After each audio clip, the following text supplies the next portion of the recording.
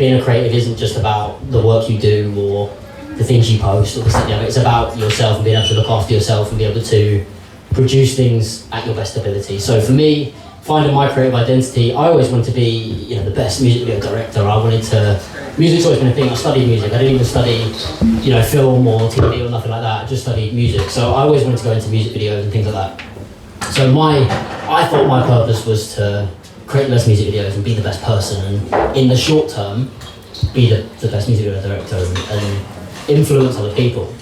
And as I found out about myself a little bit more, I was kind of working out, okay, it wasn't just about the music videos, it was about influencing other people. No, I didn't want to be like this Instagram influencer, but it was about teaching people as well. Something I never got as a creative was that bottom half of, this is how you become a creative, or this is how you do the things you need to do. It's easy to jump on YouTube and people are like, this is a 50 grand, set, and this is how we shot this, that, and the other, which is great. It's great to see that learn, but no one talks about the depths of being a creative and what it can do to you as a person. So for me, like I said, I was in a bad place, tried to fix that out, and I was trying to work out my kind of identity and how I wanted to work and my goals for the future and things like that. So for me, I found my purpose was, yes, to teach people. So as this year's come on, I've started doing mentorships with creators, which is quite cool. But finding out, how I can deal with myself, how I can better myself as a freelancer. Honestly, the freelance life is hard. It's obviously hard. There's a reason why there's only select people that kind of go through it and get to the end. But I think the reason why it's hard for me personally, it was the idea of being on your own. You've got to work by yourself. No one's telling you what to do. No one's being like, you need to work today. You need to work from 9 till 5, or you need to do this and the other. So you have to teach that yourself. You have to learn to be, I say this phrase to a lot of people, but being your own CEO, not just an employee. I remember saying this to you and you were like, whoa. And it's a very simple thing, but for me it was being very disciplined in yourself. If you had an employee and you wanted to earn 10 grand a month or make all these different goals, you tell yourself that you need to work from 9 till 5 or you need to do X amount of hours. So for me personally, my routine was really important because I went from waking up at 10, 11 o'clock. I now wake up at 7:30.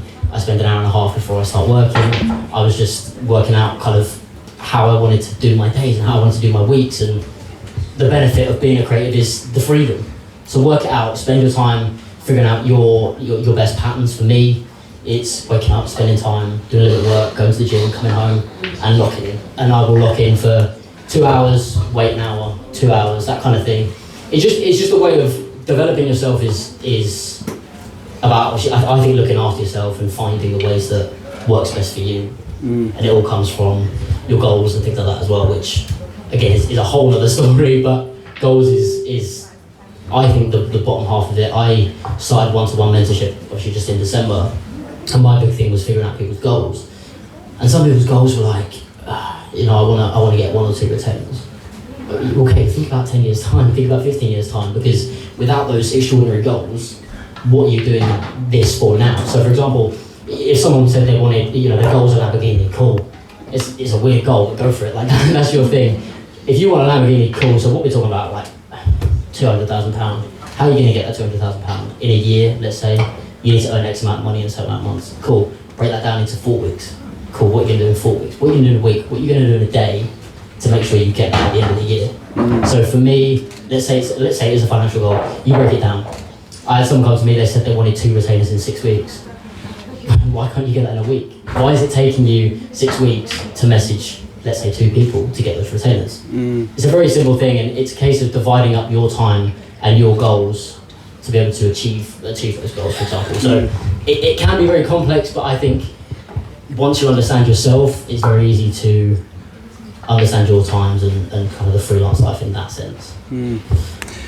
And now let's talk a little bit about balance, because I want to hear how it sounds like you transitioned into this kind of identity that you've really come into your own now. But how did you find the balance? We all need money. Yeah. It's a struggle, guys. Yeah. Let's be real. But how do we go about finding our balance within doing the things we love, and earning the dollar? So for me, this was a very interesting. As you said, everyone wants money, right? Everyone's got this idea of their goals of money and things like that. I think money is a mentality thing. Like money is a mindset. As much as I could earn 20 grand in a month. It's like great. This is cool. But I'm always going to be like, I want more, or I feel like I haven't earned enough. So for me, if money's a goal, great. But it's just a number. Like really think of it as just a number. It's not important. But yeah, finding kind of the balance between life and work. For me, life comes first. Life will always come first. I discussed this thing with my one-to-one guys, and it was this triangle.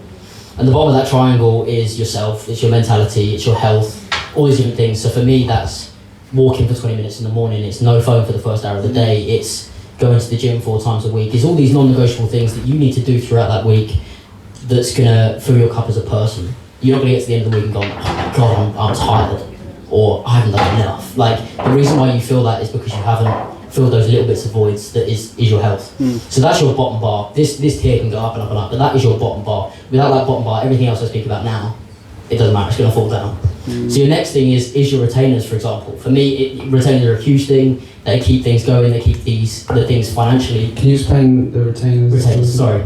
I generally don't know. No, sorry. So retainers are clients or pieces of work that you have on a regular basis. So for me, I do personal training content. Do I post about it? No. Do I really care about it? No.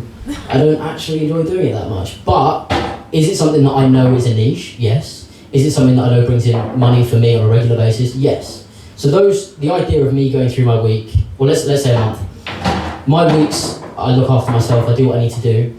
First 2 weeks of the month, I do these retainers, which bring in my monthly income. It's like having a part-time job. That's the best way to see it. A lot of people think that they can't get out of their part-time jobs because they can't get, the money or things like that. It's like this vicious cycle of like... It is 100%. Like I said, I was in a full-time job, then I was in a part-time, and now I'm on my own. It's kind of that transition is not easy. It's really not easy. But it's the again, the mentality of knowing how to do that kind of gets you going and keeps you going. So for me, yeah, the life balance is making sure that you are healthy and you are okay and you are enjoying yourself. As I said, the freelance life is a lonely life, and I struggled with that as a person.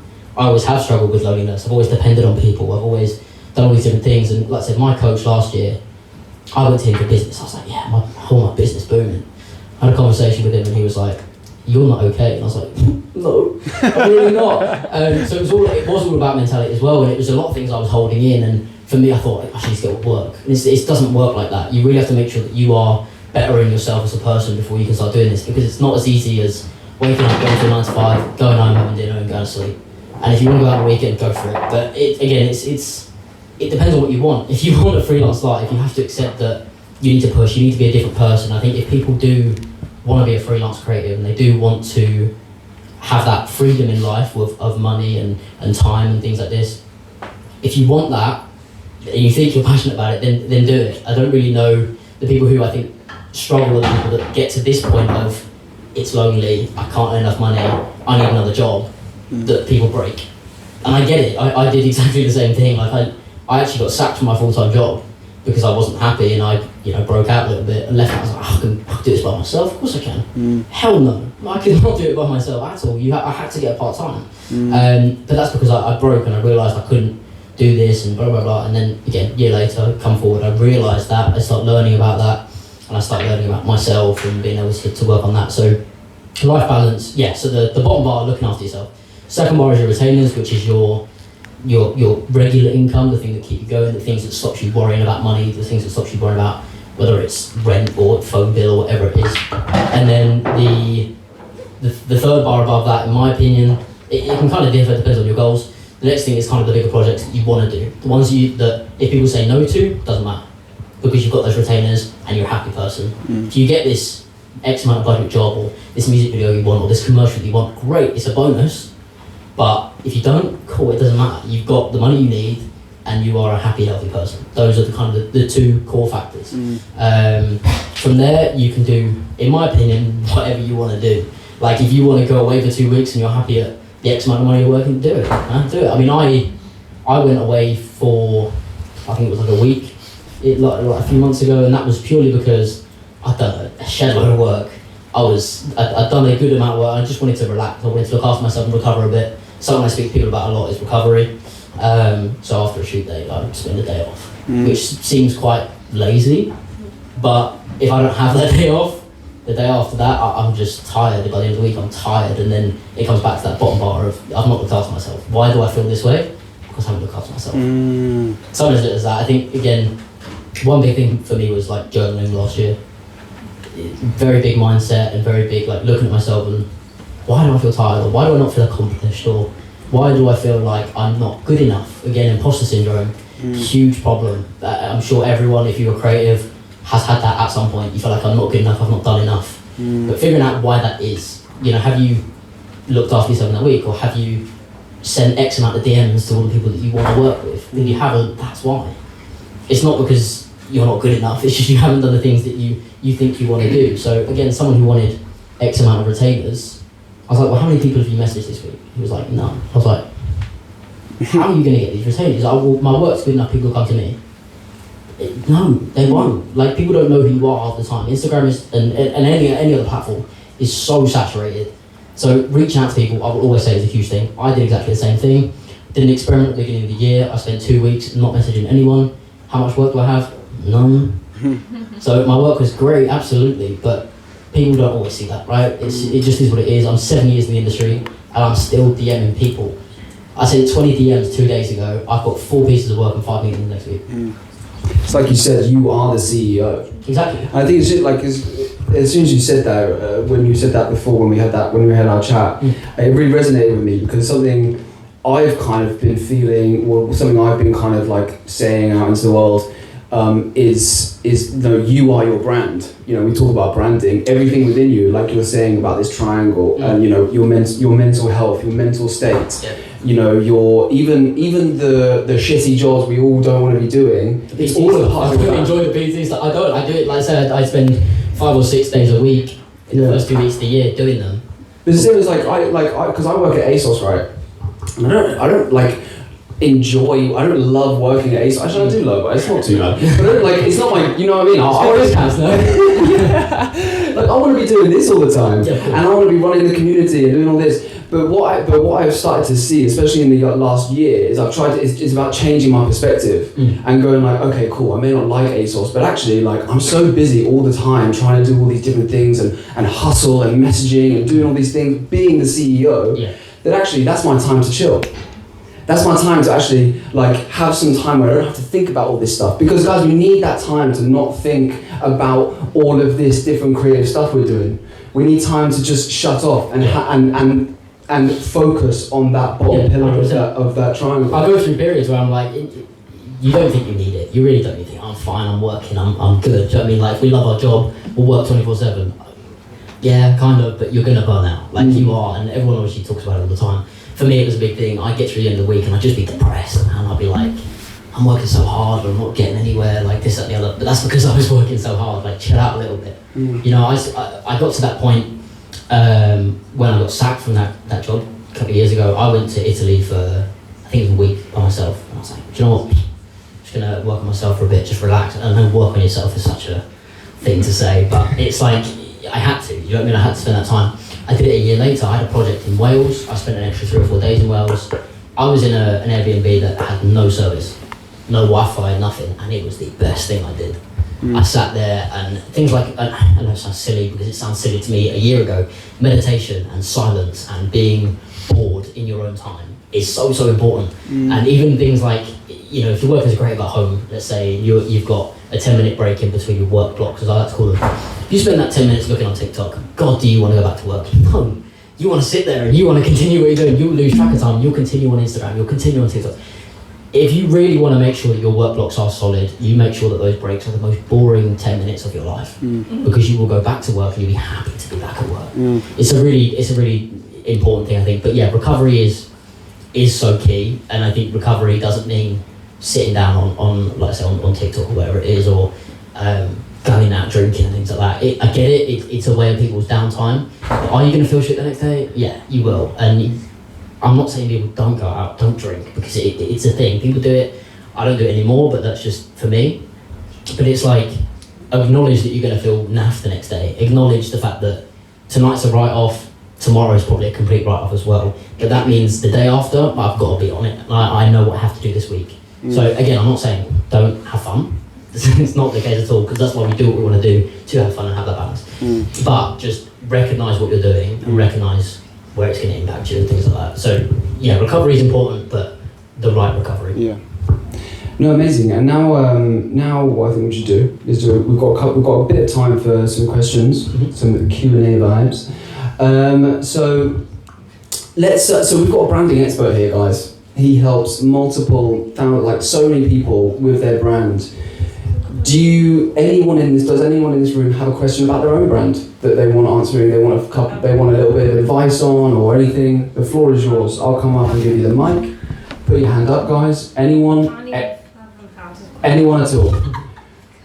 Oh yeah, we've got our first person. I like this whole wireless mic thing. This is really cool. Yeah, it's very good. Hi, my name's Monet. Hi, nice to meet you. I'm a music artist and a sound engineer, so I definitely like the wireless mic. My question would be that I'm very interested to know about your one-to-one mentoring in terms of, say, someone has a narrative that's intrinsic to them or what they're doing, especially a creative as a music creative. How would you say would be the best part about storytelling your narrative to your audience? As in for you to express that to other people? Yeah, on a public, even if it is personal as most art can be, how would you do that in a public forum? I think it's very person dependent. I think it's very dependent on, if we're talking artists specifically, and how they want to convey their music. I know someone who their music is incredible, their lyrics are incredible, but their journey for them is being, a singer-songwriter. It's being a Sam Fender and things like this, and they're a big Lewis Capaldi fan, and he tries to be funny on Instagram, and it's a bit forced. So I spoke to him, and I was like, look, what is it you want? What is it, what is your journey as such? Where is it you want to be? And it's about understanding, for me personally, it's understanding where they want to be. And I'm not talking about 3 weeks, 5 weeks, a few years' time. This is years away. Because if you don't have that kind of, as I said, that Lamborghini idea, or that, I want a social media company, if you don't have these ambitions that you could somewhat call unrealistic, then what aspirational. Then what are you kind of going for, if that makes sense? So I think the best way to, if you're telling your story on socials, is obviously to be yourself. I'm not saying I'm an Instagram expert or a TikTok expert or anything like that. I think for me, when I was putting out the idea of doing these one-to-ones and having people come onto that, it wasn't a money thing. I was I can get some money out of one-to-one. It's because I wanted to help people, so I understood my purpose. So what I then wanted to do is I then posted regular stuff that was tips on how to be, the best creative, or how to wake up in the morning feeling good, or how to this, that, and the other, right? I think the best way to kind of share your narrative is to be honest. It is to think far ahead. Don't just think, well, what do I want to share with people this week? What do you want to share with people, full stop? What are you, and how are you going to share that? And again, this is where I think dividing it is so important. So having a 5-year goal. How do you get to that 5 years in a yearly thing? Every year, what do I need to do? Every 6 months, what do I need to do? Every quarter, what do I need to do? Every week? And just break it down that way. And sometimes it sounds complicated, but I'm using the financial thing as an example. If you want to earn £200,000 in a year, how much do you need to earn a month? How much do you need to earn a week? Cool, what do I need to do to make that happen? I need to DM 50 people a day. It sounds hectic, but you can. It's not hard. So I think telling your story through posting and stories and things like that, understanding your brand is understanding your purpose with your music, understanding your purpose if it's creative people, understanding your purpose as a creative. How to find that is obviously a whole new thing. But yeah, I think it's just about being honest and being able to think far ahead, think about what you the message you want to give. For me, it was the headache for creatives. So if creatives have the headache of I'm working 24/7, how do I help that? How do I save that? That's their headache. For your artists, for example, they want to be listening to certain things, tackle that. Definitely look at other people as well. It's a huge thing. There's a company that I'm actually starting to work with. They run a AI software called Social Pro. Have a look into that. That's a really good one. It's mainly for artists, not for creatives. I am working with him to potentially create an creative version. But he's incredible on TikTok. He very, very big in the music industry. The AI software basically helps you create planning and takes other people's Instagram and TikTok and stuff as well. But yeah, I think that the best way to kind of share your story is just think about the long term and break it down. All right. Thank you so much. Amazing, guys. Cool. I think that's time. I think that's it. And that's all we've got time for Harry. But thank you so much, man. I think it was really insightful. It was really just down in the dirt of what it means to be a full-on creative, and it was great. So awesome, guys. Let's all give a round of applause to Harry. Thank you so much.